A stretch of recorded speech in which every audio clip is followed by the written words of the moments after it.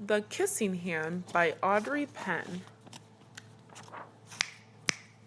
Chester Raccoon stood at the edge of the forest and cried, "I don't want to go to school," he told his mother. "I want to stay home with you. I want to play with my friends and with my toys and read my books and swing on my swing. Please, may I stay home with you?" Mrs. Raccoon took Chester by the hand and nuzzled him on the ear.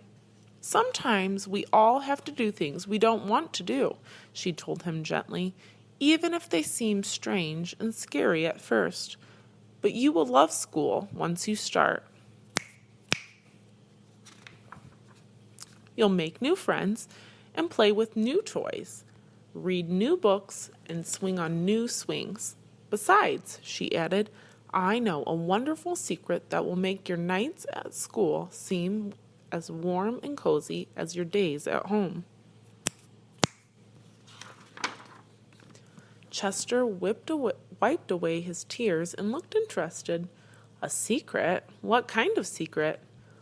"A very old secret," said Mrs. Raccoon. "I learned it from my mother, and she learned it from hers. It's called the Kissing Hand." "The Kissing Hand?" asked Chester. "What's that?" "I'll show you." Mrs. Raccoon took Chester's left hand and spread open his teeny fingers into a fan. Leaning forward, she kissed Chester right in the middle of his palm.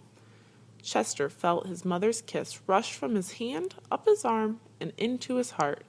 Even his silky black mask tingled with a special warmth.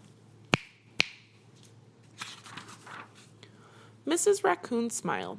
"Now," she told Chester, "whenever you feel lonely and need a little loving from home, just press your hand to your cheek and think, 'Mommy loves you, Mommy loves you.' And that very kiss will jump to your face and fill you with a toasty, warm thoughts." She took Chester's hand and carefully wrapped his fingers around the kiss. "Now, do be careful not to lose it," she teased him. "But don't worry.